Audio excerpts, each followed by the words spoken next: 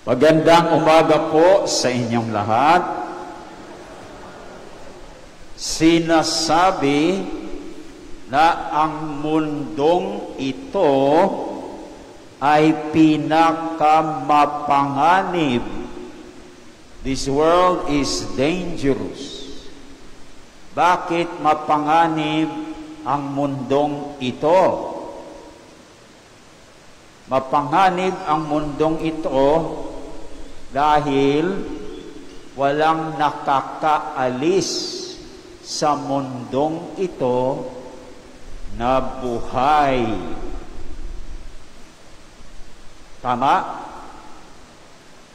Kapag tayo umalis sa buhay na ito, tayo ay pumanaw. Ang pumanaw ba buhay o patay? Patay. Kaya mapanganib ang mundong ito. Dahil makakaalis lamang tayo rito, hindi buhay, kundi patay.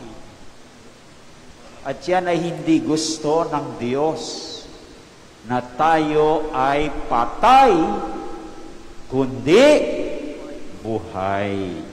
Bakit? Dahil ang ating Diyos ay hindi Diyos ng mga patay, kundi Diyos ng mga buhay. So ang Diyos ay hindi para sa kamatayan, kundi para sa buhay. So yan ang isang aral na ipinapaalaala sa atin ng mga pagbasa ngayong ika-3 linggo ng karaniwang panahon. O kung yan nga ang ipinapaalaala sa atin ng mga pagbasa, titingnan po natin yung unang pagbasa. Sa alin ba galing ang unang pagbasa? Sa aklat ng karunungan. Ano ba yung may sinasabi ba dyan na masasabi nating ang Diyos ay hindi para sa kamatayan, kundi para sa buhay? Mayroon po ba? Ano, sister, mayroon ba? Anong sinasabi dyan na magpapatunay na ang Diyos ay hindi para sa kamatayan, kundi para sa buhay? Ang kamatayan ay hindi likha ng Diyos. Ang pagkamatay ng alinmang may buhay ay hindi niya ikinalulugod. So you see, hindi nilikha ng Diyos ang kamatayan at hindi niya ikinalulugod ang kamatayan ng mga buhay. So maliwanag dito na ang Diyos ay hindi para sa kamatayan, kundi para sa buhay. O, lumukso tayo sa Ebanghelyo. Mayroon bang sinasabi ang Ebanghelyo na ang Diyos ay hindi para sa kamatayan, kundi para sa buhay? Ano bang sinasabi sa Ebanghelyo? Sinasabi sa Ebanghelyo na ang ating Panginoong Hesus ay binuhay na muli ang anak na babae ni Jairo. Kahit sinasabi ng iba ay patay na siya, hindi siya patay. Hindi po ba? Pinagtawanan pa nga siya eh. So dahil binuhay niya ang anak na babae ni Jairo na namatay, ibig sabihin, ang Diyos ay hindi para sa kamatayan, kundi para sa buhay. Maliwanag?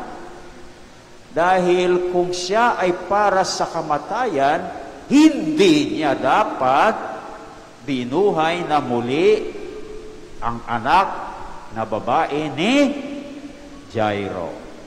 Agree? O ngayon, may tanong, kung ang Diyos ay hindi pala para sa kamatayan, kundi para sa buhay, bakit may kamatayan sa kanyang sannilikha? Bakit tayo namamatay? Di ba? Bakit? Kung ang Diyos ay para sa buhay, bakit tayo namamatay? Alin? Dahil sa pakana ng dyablo, kaya pumasok ang kamatayan sa mundo. Paano nangyari yun?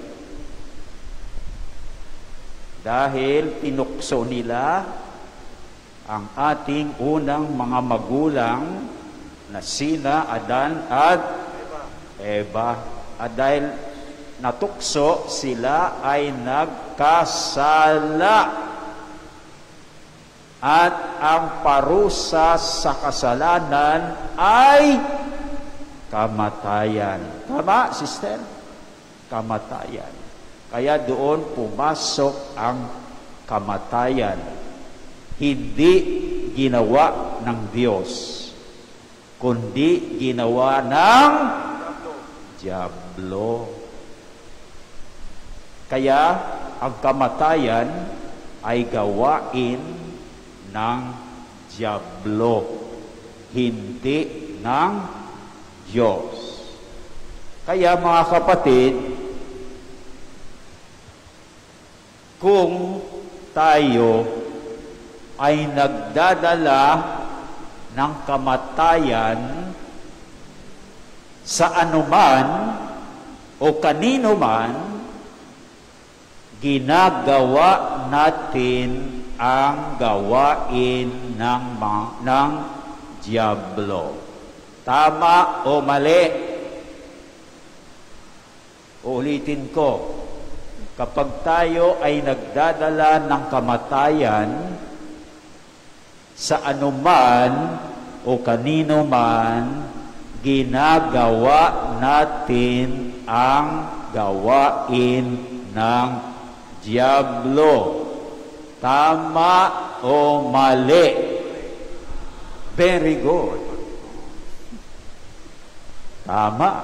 O ngayon, kung tayo ay nagdadala ng kamatayan sa pangarap ng iba na magkaroon ng magandang kinabukasan dahil tayo ay illegal recruiter or human trafficker, ginagawa ba natin ang gawain ng demonyo? Yes or no? Alam pa lang, very good kayo, very good.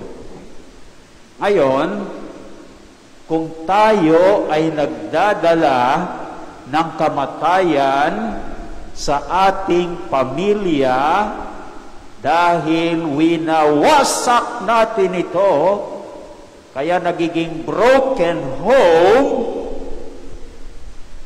ginagawa natin ang gawain ng dyablo.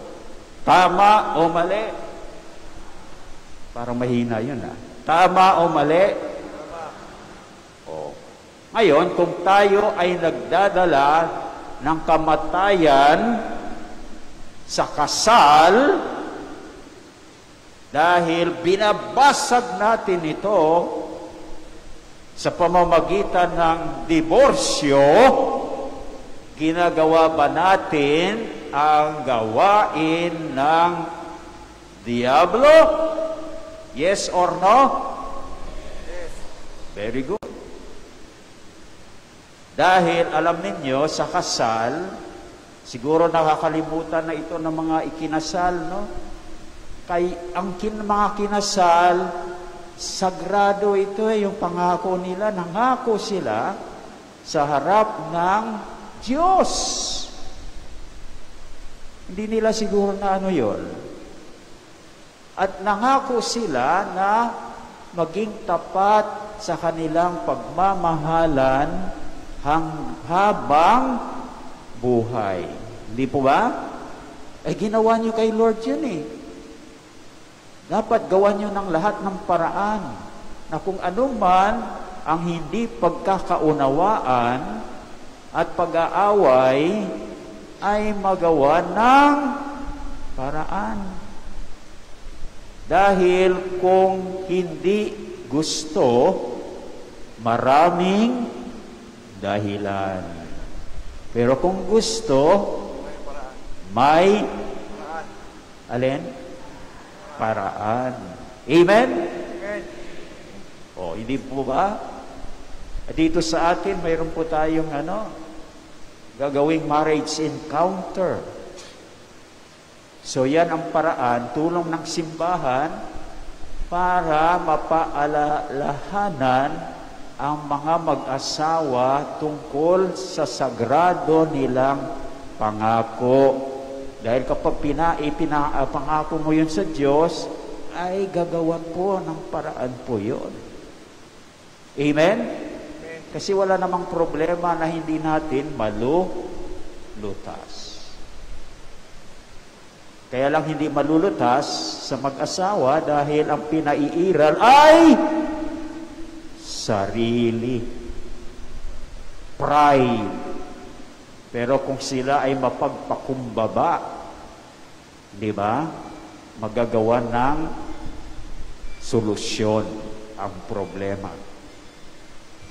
Ngayon, kung tayo ay nagdadala ng kamatayan sa sanggol sa sinapupunan